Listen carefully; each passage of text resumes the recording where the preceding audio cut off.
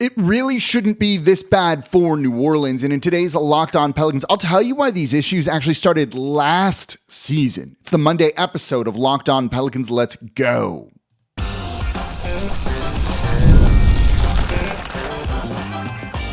You are Locked On Pelicans, your daily New Orleans Pelicans podcast, part of the Locked On Podcast Network, your team every day.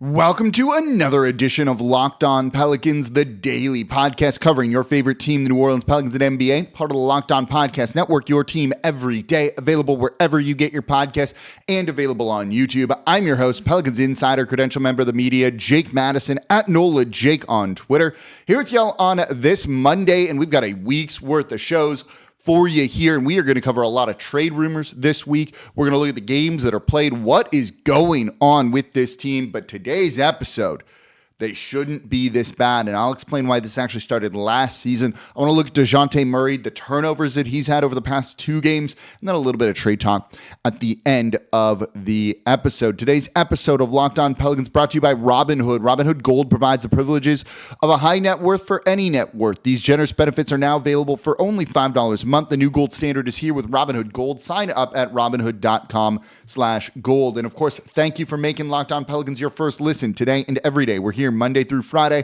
the number one Pelicans podcast covering everything you want to know about this Pelicans team. So please subscribe wherever you get your podcast. Join over 10,000, almost 11,000 Pelicans fans on YouTube as well, and become an everydayer. That means you listen Monday through Friday and sign up for the free daily Locked On Pelicans newsletter over at lockedondaily.com.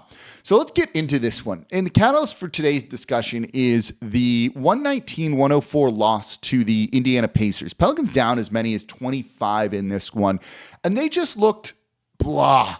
Not, I would say bad. At times they look bad, but just kind of blah. Like, something's just not working here. And when you look at this team and when you look at who started, Dejounte Murray, CJ McCollum, Trey Murphy, Herb Jones, Yves Missi, this roster, that team, that lineup shouldn't go down by 14, right? That starting lineup, no one was better than a minus 10.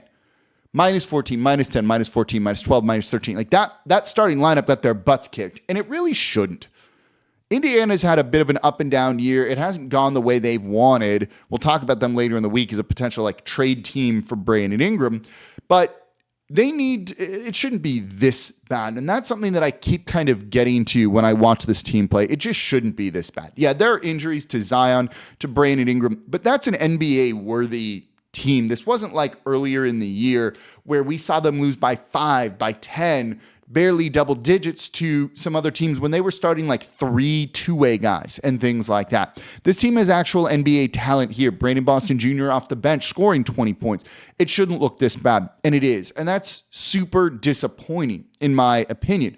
They shouldn't have 18 turnovers in this one, letting Indiana score 25 points off of those. They shouldn't, even though Indiana turned the ball over themselves, 17 for them. New Orleans didn't capitalize on that whatsoever. And then the defense just being unbelievably disappointing this year. Going into this game, the defense has looked really bad all season. They're 28th in the league going into this game. It's only going to get worse after this one. There's a lack of fight there. There's a lack of awareness there. And at times it just feels like this squad, this Pelicans team is just going through the motions. They're just showing up to collect paychecks, and that's just really it. You're not seeing fight from them, on a night-to-night basis. And that's really disappointing. And this is a big problem that needs to be figured out. Not for this season. This season is lost. This season is lost. But you need to figure this out for next year, because when you look at especially the offensive issues, this started last season. This isn't new for this team, and that's what I think is the most important thing. If you don't correct these now or diagnose these now or look in the mirror and at least reflect on these in the moment, you're bound to repeat a lot of these mistakes. And you're seeing that happen to New Orleans this season from problems last season. Their offense wasn't great last year. We talked at length about this. And they didn't make changes because, we're going to be healthy, we'll be fine. And then you weren't, right? And even when you are healthy, the process isn't great. I often and for years have talked about process over results. The Pelicans offense last year wasn't good. It's isolation based. It's still isolation based. It's why they really struggle with plays after timeouts. It's just an isolation play, and that's really it. And every team in the NBA can defend those sorts of things.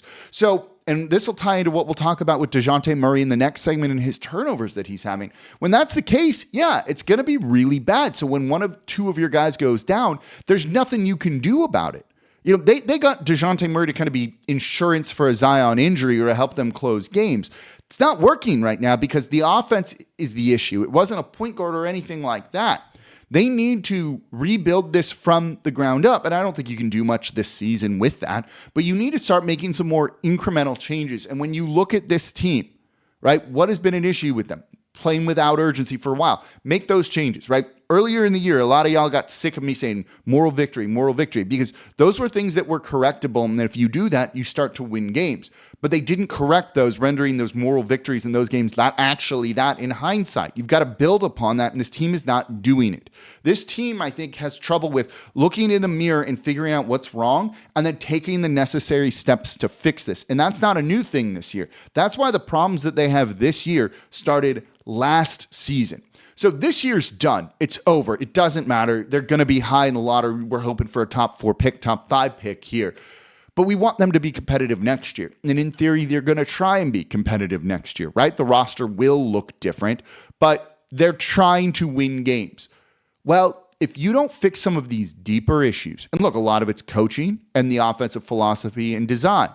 You need to figure that out now. Otherwise, it doesn't matter next year, because when you hit some adversity, when some disaster strikes, when you get punched in the face, you don't know how to respond. And that's been the biggest issue, in my opinion, for the New Orleans Pelicans. They need to do something here. And these issues started last year for the team. And you're not seeing the growth from head coach Willie Green. You're not seeing the growth from the roster that you need to see to be able to win some of these games. This team has enough talent to be competitive. I'm not necessarily expecting them to win a road game, weird game where you're playing an Eastern Conference team for the third time this year, but not to lose by 50, lose by 5, something like that. Just show up with some pride in a change and not the same mistakes that we've been seeing repeatedly. And that's what makes this so frustrating. We could deal with everything else if you were incrementally improving, but they have stopped doing that at this point in time. They really need to get better. It shouldn't be this bad. We'll talk a little bit more about that coming up next, because I want to compare them to the Orlando Magic here. The injuries have stopped being an excuse at this point in time, but I also want to look at it around the context of Dejounte Murray. So that's coming up here next in today's episode of Locked On Pelicans. Today's episode of Locked On Pelicans is brought to you by Robinhood. With Robinhood Gold, you don't need a silver spoon to eat up the financial favors of the 1%.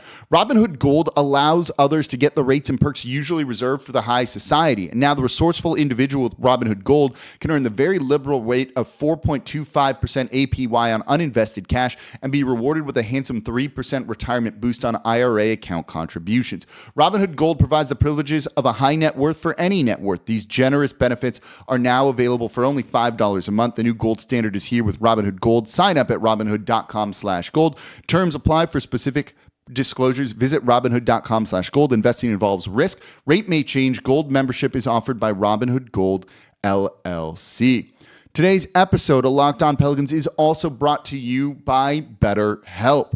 Look, I want you to think about gratitude in your life this time of year. Thank someone. And I want to thank you, the listeners, for still tuning in to Locked On Pelicans despite the season that it's really going here. So this month is all about gratitude. And along with y'all, there's another person we don't get to thank enough, and that's ourselves. Sometimes it's hard to remember that we're trying our best to make sense of everything in this crazy world, and that isn't easy. So here's a reminder to send thanks to the people in your life, including yourself. One of the best ways to help yourself or learn how to thank yourself or put things in the proper perspective is with therapy.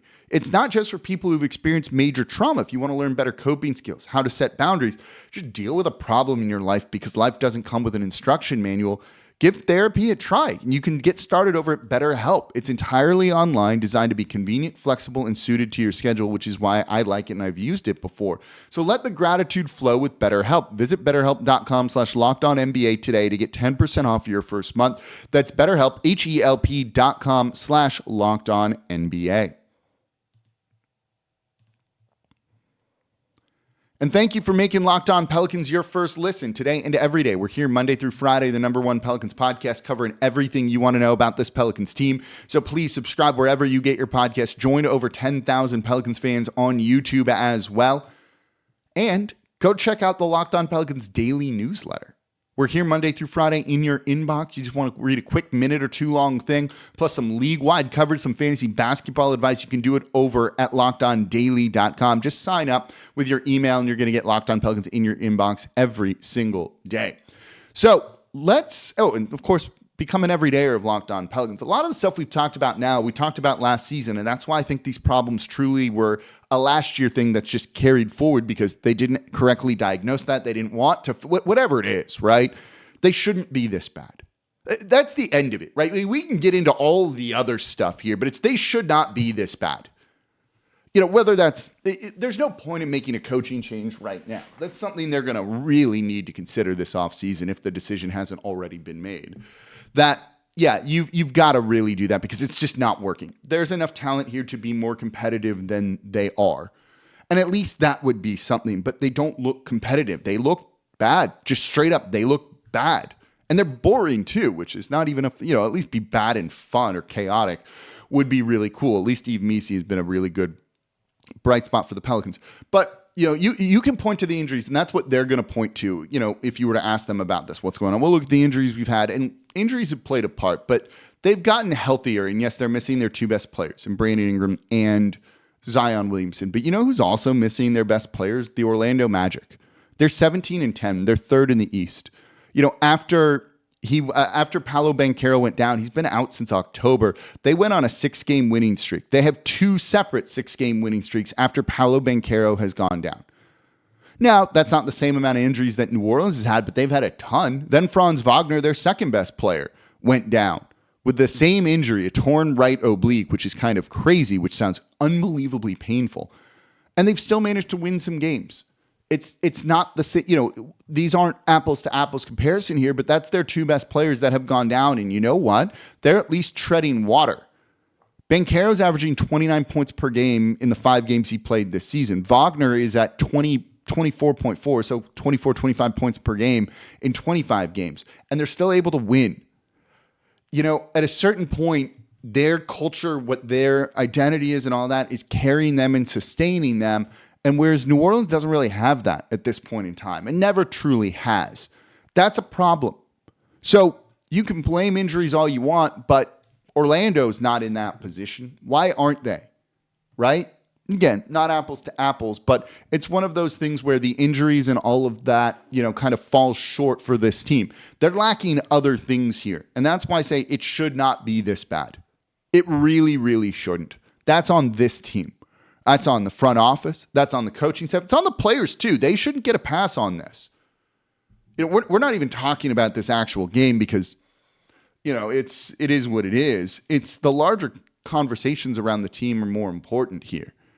And New Orleans needs to figure that out. They need to take a look at the mirror like now, immediately, as opposed to at the end of the offseason or convince themselves it's other things. And I think, this should be a pretty eye-opening experience for them. And I think one of the players that should make this an eye-opening experience for this coaching staff, for the front office, is Dejounte Murray.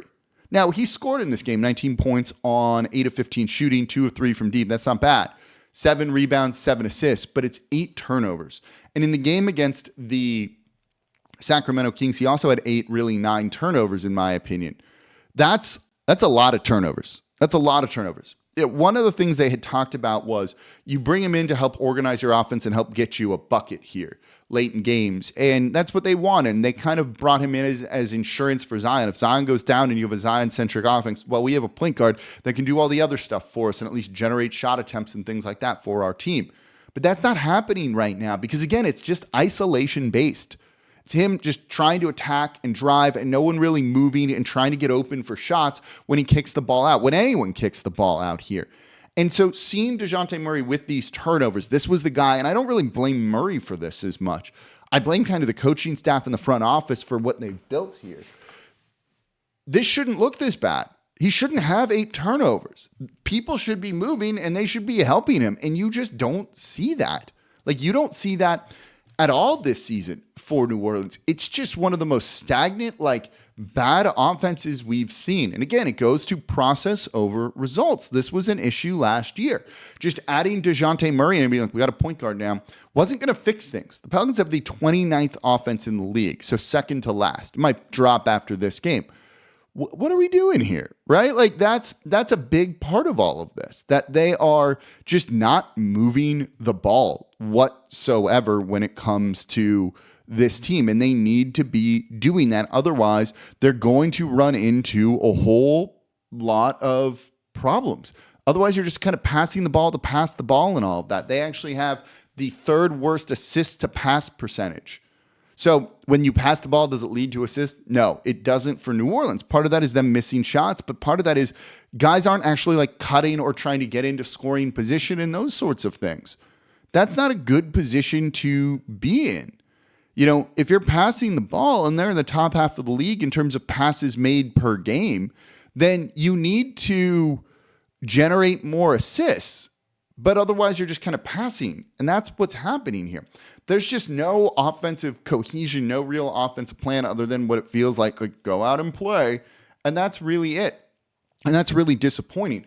Here's the way you can really measure this. So what if it could be they're passing the ball and guys are just missing shots? That's what they would claim here, right? We're not a good shooting team, so that's why the assist numbers are low and those sorts of things. Okay, I get it. You know, you're 28th in terms of 3-point attempts. That's not great. You're 26th in terms of 3-point percentage. You're 29th in terms of 2-point percentage, hence why we don't like them taking mid-rangers. So you're a bad shooting team. Like that point is very clear, right? When you look at field goal percentage, so factoring in threes being worth more than twos, they're 29th. That's what that measures. That's not good. They're a bad shooting team, so the assists should be lower. Except we can track potential assists. So how many potential assists do they have per game? So it doesn't matter if you make the shot or not.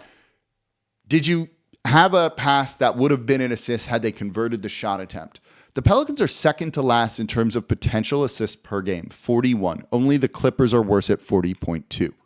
Second to last. So they're not even generating shot attempts that they would then miss off of those passes. So adding a point guard that can move the ball and do all that doesn't do you any good unless those guys are in position to take shots.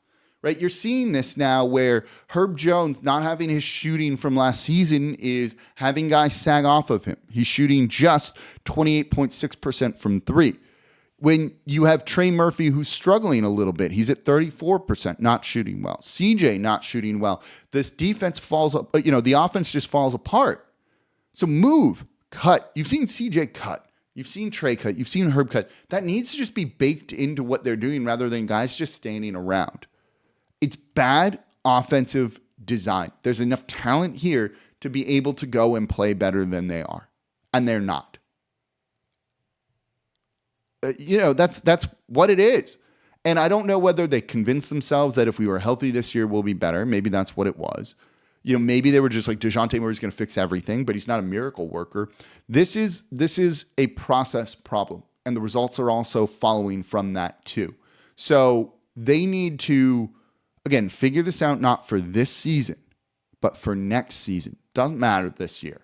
They're not making the playoffs. They're not making the play-in tournament, right? Like, that's kind of gone before Christmas, which is disappointing. What we are looking at now is you can't be this bad next year. You cannot be this bad next year, and they need to fix that. Problem started last year. There need to be bigger changes going into next season too, because you haven't seen the growth anywhere, particularly on the coaching side when it comes to that sort of stuff. And I'm sure there are going to be big changes. They're going to be big changes. Let's just leave it at that. So coming up next, there might be big changes this season. You want a little bit of trade talk? Is it fire sale time in New Orleans? There's a report out there that we'll talk about later in the week too, but I want to tease it up. That's coming up here next in today's episode of Locked On Pelicans. Today's episode of Locked On Pelicans is brought to you by FanDuel. Get ready to take on all the NFL and NBA action with FanDuel, America's #1 sportsbook. Because right now, new customers can bet $5 and get $150 in bonus bets if you win. The FanDuel Sportsbook app gives you everything you need to place live bets on the NFL and NBA all in one place. Those lines are always updating. Maybe you realize the Pelicans are just going to flounder in the second half, or you just want to bet against them. Wouldn't be the worst thing to do. So when you get a hunch in the middle of the game because you see how it's going, you can check out the latest stats, view live play-by-play, and so much more on the same page where you place your bets. And you can do that over at FanDuel.com and join today. And you're going to get started with $150 in bonus bets. Think about that. $150 in bonus bets if you win your first $5 bet, and that's FanDuel.com. Never waste a hunch and make every moment more with FanDuel, an official sportsbook partner of the NFL. And thank you for making Locked On Pelicans your first listen today and every day. We're here Monday through Friday, the #1 Pelicans podcast, coming to you like nobody else does. So please subscribe wherever you get your podcasts. Join over 10,000, almost 11,000 Pelicans fans on YouTube as well. And make Locked On, make Locked On Saints your second listen. Narrow loss to the Commanders. Nice little, that's a moral victory probably. Different QB in the second half here in Spencer Rattler, making the team look a whole lot better. Ross Jackson is going to break down everything black and gold from this game over at the Locked On Saints podcast, part of the Locked On Podcast Network, your team every day. Make them your second listen today. So one of the places that I really do highly recommend y'all subscribe to if you want some really, really great coverage is Mark Stein's Substack, the Stein Line, and they recently brought Jake Fisher on. Of all the NBA insiders, I really like Fisher, and I really trust the reporting that he puts out there, and he's part of this. This is something that I pay for, and I think it's worth subscribing and supporting this type of coverage. They've been kind of all over New Orleans for a while here, and one of the things in their latest kind of trade chatter notebook here is a note on the New Orleans Pelicans, and it's, quote, "While naturally resistant to trade inquiries for their younger gems, Herb Jones, rookie Yves Missi, and Trey Murphy III, word is that the Pelicans are essentially open to trade pitches for pretty much anyone else on the roster, apart from those three, amid a 5-21, now 5-22 start, and more injury woe than even Philadelphia here." I mean, yeah, they should, right? You're not going anywhere this season. We know they can't run this whole roster back next year because of the salary cap situation that has been well covered here. So if that's going to be the case, yeah, make trades and get what you can get. They're not going to bring this whole team back next year. And frankly, there's very few people that I would consider untouchable. We know they might trade. They're going to try and trade Brandon Ingram. But I think this is also for the right offer, we'll listen for Zion Williamson. The way these kind of things work, when we talked about they're not trading Herb Jones in a show last week, is teams are going to call. Just because teams are calling doesn't mean you entertain the trade talks. Probably every team has kind of called about Herb Jones because he would fit on literally any team. Same for Trey Murphy. Every team around the league is really high on him. So teams are going to call and you're going to be like, yeah, no, goodbye. And you just hang up the phone. It's just literally that's kind of how it goes. Or it's more text messages than calls, but you get what I'm saying. If someone called about Zion, I don't think the Pelicans are hanging up. What you offering? We'll listen. We could be open to it. We could strike a deal here. Let's negotiate. I definitely think that is a realistic thing. I think they could look at everybody here. That includes Jose Alvarado here on this roster. When you think about it, who should be untouchable for this team? Missi, Herb, Trey. Look, I'll trade Hawkins for the right thing. I really don't want to trade Jose, but I get why they are open to that, especially after that extension, which makes him very, very movable and kind of sweetener in a deal. Then it's Zion Williamson, Javonte Green, Dejounte Murray, Daniel Tice, Ingram, and CJ. Of course you'd move any of those guys. The way it's been going has not been good. So hearing this, makes it check out. Now, I would also note that I don't think they're actually having a fire sale. I think they're open to trading anybody, but it's not going to be cheap. They're not going to just give guys away here. And I think that's worth keeping in mind. They're not going to just give up on Zion, even if you want them to, for nothing, just because they want to rid themselves of the headache. That's a good way to lose your job or not have a competitive team in the future. And they've got to try and do right by the franchise. So I still think they'll build around him going forward, but I don't think he's untouchable on this roster like some of the other more complementary pieces are. on good contracts, and that's worth keeping in mind as well. So yeah, everyone should be almost like tradable or open to being traded on this team. That makes an absolute ton of sense to me, I think, when it comes to it, at the NBA level here. So hopefully this is a team that can really try and make some changes. And again, it's not about this year, it's about next year and positioning yourself for that to be competitive. I want to go back to winning games. We talked about what like a proper rebuild is, and that means you're going to be bad for half a decade, and there's no guarantee that you get out of that sort of space anytime soon. Look at some of these teams that are trying to do that. But at the same rate, like, you got to make some other changes here because this has not worked, and good job, good effort. But it, in theory, a lot of this made sense, but for whatever reason, we can pinpoint them. We've talked about them for years here. It hasn't come together in the way that we would really have liked. So yeah, they should make those kind of changes and big moves and things like that. They have to anyway, because they're going to duck the luxury tax. They should duck the luxury tax. I don't particularly care about saving Gail Benson money, but this is not a team that should harm itself in the future and be like, well, we paid the luxury tax this year, so it's going to impact what we're going to do in the future. No, duck it this year, especially because that repeater tax is a thing. So if you can duck it, you kick that back a year should you ever get to that point, which I don't know if the team will or not. It's just kind of the reality of the situation here, and it is a little bit disappointing, and it's unfortunate that this season has shaken out this way. But don't do a short-sighted move. Think long-term for this franchise, because that's important. The franchise is going to remain beyond a head coach, beyond a player, beyond the front office.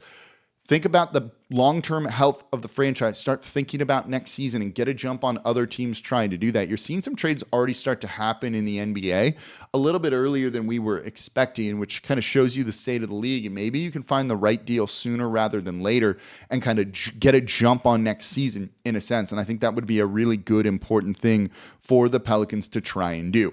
Whether they do that or not, whether it's easy to make one of those moves, I don't know. But we're going to find out, and we'll have more on the trade front later this week, throughout this week, because they don't play again until Thursday. So a lot of time to talk about the things you want to hear on this Pelicans team. We'll look at Brandon Ingram, we'll look at CJ and others later in the week here on the Locked On Pelicans podcast, part of the Locked On Podcast Network, your team every day.